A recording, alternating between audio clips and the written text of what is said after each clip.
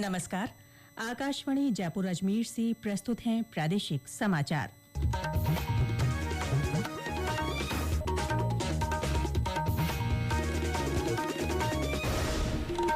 मुख्य समाचार।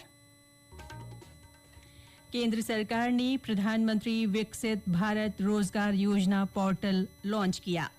राष्ट्रीय अनुसूचित जाति आयोग आज से प्रदेश के दौरे पर। उच्च न्यायालय ने स्कूलों की इमारतों की बदहाल स्थिति से जुड़े मामले में राज्य सरकार को 22 अगस्त तक जवाब पेश करने को कहा।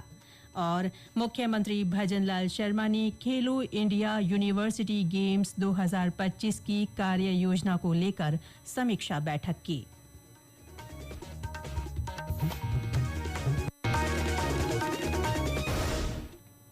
समाचारों के साथ मैं रितिका गुप्ता और अब समाचार विस्तार से। केंद्र सरकार ने प्रधानमंत्री विकसित भारत रोजगार योजना पोर्टल लॉन्च कर दिया है।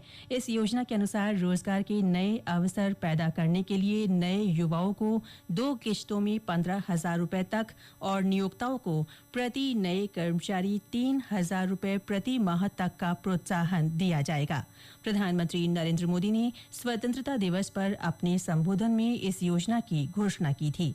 योजना का उद्देश्य 2 वर्षों की अवधि में देश में 3.5 करोड़ से अधिक रोजगार सृजन को प्रोत्साहित करना है। साथ ही विनिर्माण क्षेत्र पर विशेष ध्यान देते हुए सभी क्षेत्रों में रोजगार सृजन, रोजगार क्षमता और सामाजिक सुरक्षा को बढ़ावा देना है।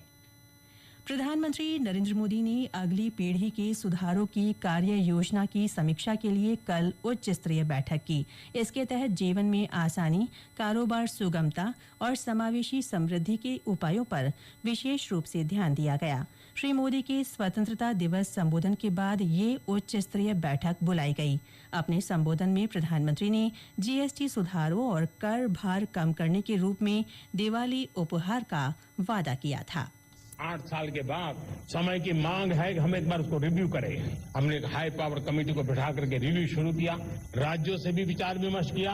हम नेक्स्ट जनरेशन जीएसटी रिफॉर्म्स लेकर के आ रहे हैं। ये दिवाली के अंदर आपके लिए तोहफा बन जाएंगे। सामान्य मानवीय की जरूरतों के टैक्स भारी मात्रा में कम कर दिए जाएंगे। उच्च स्तरीय बैठक के बाद प्रधानमंत्री ने सोशल मीडिया प्लेटफॉर्म एक्स पर कहा कि सरकार सभी क्षेत्रों में तेजी से सुधार लागू करने के लिए प्रतिबद्ध है। इन सुधारों का उद्देश्य जीवन में आसानी लाना, कारोबार सुगमता और समृद्धि को बढ़ावा देना है। बैठक में केंद्रीय मंत्री अमित शाह, राजनाथ सिंह और नितिन गडकरी भी मौजूद थे। राष्ट्रीय अनुसूचित जाति आयोग आज से प्रदेश के दौरे पर रहेगा। 2 दिन की इस यात्रा के दौरान आयोग राज्य सरकार, पुलिस के आला अधिकारियों, जनप्रतिनिधियों और अनुसूचित जाति के कल्याण से जुड़ी संस्थाओं के साथ चर्चा करेगा। सामाजिक न्याय और अधिकारिता विभाग के निदेशक आशीष मोदी ने बताया कि इस दौरान आयोग के अध्यक्ष किशोर मकवाना सदस्यों के साथ अनुसूचित जाति वर्ग के सामाजिक उत्थान के लिए चलाई जा रही विभिन्न योजनाओं की समीक्षा करेंगे। साथ ही आयोग जामडोली परिसर में एससी छात्रों के लिए बने छात्रावास का भी निरीक्षण करेगा। प्रदेश को भारतीय प्रशासनिक सेवा के 4 नए अधिकारी मिल गए हैं। गैर प्रशासनिक सेवा के चारों अधिकारियों को आईएएस में नियुक्ति दी गई है। केंद्रीय कार्मिक और प्रशिक्षण विभाग ने इसकी अधिसूचना जारी कर दी है। इनमें सांख्यिकी विभाग के निदेशक डॉक्टर नीतीश शर्मा, आयोजना विभाग में संयुक्त सचिव नरेंद्र कुमार मंघानी, कोष एवं लेखा की अतिरिक्त निदेशक अमिता शर्मा और राज्य बीमा प्रावधायी निधि सेवा के अधिकारी नरेश कुमार गोयल शामिल हैं। इन चारों अधिकारियों को 2022 की वैकेंसी के तहत आईएएस बनाया गया है। आगामी आदेश तक ये सभी मौजूदा पदों पर काम करते रहेंगे। ये समाचार आकाशवाणी जयपुर अजमेर से प्रसारित किए जा रहे हैं। प्रादेशिक समाचार बुलेटिन आप हमारे एक्स हैंडल @AIRnews_जयपुर, YouTube channel Rajasthan AIR news और फेसबुक AIR न्यूज राजस्थान पर भी सुन सकते हैं। उच्च न्यायालय ने प्रदेश के स्कूलों की इमारतों की बदहाल स्थिति से जुड़े मामले में राज्य सरकार को जवाब पेश करने के लिए 22 अगस्त तक का समय दिया है। इसके साथ ही मामले में अदालत का सहयोग करने के लिए 3 न्याय मित्र नियुक्त किए हैं। यह आदेश न्यायमूर्ति महेंद्र गोयल और न्यायमूर्ति अशोक कुमार जैन की खंडपीठ ने प्रकरण में लिए गए स्व प्रेरित प्रसंज्ञान पर सुनवाई करते हुए दिए। सुनवाई के दौरान राज्य सरकार की ओर से महाधिवक्ता राजेंद्र प्रसाद ने कहा कि मामले में जल्दी ही जवाब पेश कर दिया जाएगा। वहीं अन्य पक्षकारों ने भी जवाब के लिए समय मांगा। इस पर अदालत ने मामले में सुनवाई 22 अगस्त को तय की है। प्रदेश में 5 सितंबर से प्रखर राजस्थान कार्यक्रम 2.0 चलाया जाएगा। इसके लिए मुख्यमंत्री शिक्षित राजस्थान अभियान के तहत बच्चों की शैक्षिक प्रगति के लिए आर्टिफिशियल इंटेलिजेंस आधारित आकलन किया गया है। इस आकलन से प्राप्त आंकड़ों के विश्लेषण के आधार पर पढ़ने में कठिनाई महसूस कर रहे विद्यार्थियों के लिए प्रखर राजस्थान कार्यक्रम चलाया जाएगा। इसके लिए विशेष कार्य योजना तैयार की जा रही है। कार्य योजना में शिक्षकों के अकादमिक सहयोग को बढ़ाने के उद्देश्य से जयपुर के डॉक्टर राधा कृष्णन शिक्षा संकुल में कार्यशाला रखी गई।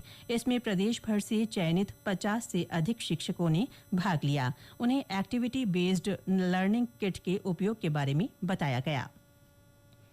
आज वर्ल्ड फोटोग्राफी डे है। इस अवसर पर प्रदेश में विभिन्न कार्यक्रम आयोजित किए जा रहे हैं। कई स्थानों पर फोटोग्राफी की वर्कशॉप रखी गई है, जहां लोगों को फोटोग्राफी का प्रशिक्षण दिया जा रहा है। साथ ही नई तकनीकों के बारे में बताया जा रहा है। अंतर्राष्ट्रीय ख्याति प्राप्त जोधपुर के वरिष्ठ फोटोग्राफर शिवजी जोशी ने आकाशवाणी को फोटोग्राफी के महत्व के बारे में बताया। उन्होंने बताया कि ये विधा समाज के लिए बहुत उपयोगी है।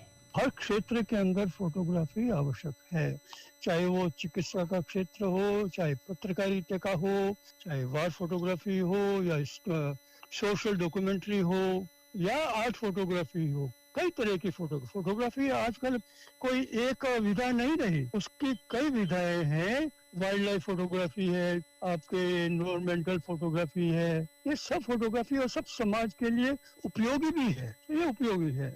आजकल तो बिना फोटोग्राफी कुछ काम होता ही नहीं। कैमरा कितना ही अच्छा हो, पर कैमरे के पीछे जो फोटोग्राफ लेने वाला है, अगर वो उसमें वो विजन नहीं है, वो उसका सोच नहीं है, तो कैमरा कितना ही महंगा हो, कोई काम का नहीं है।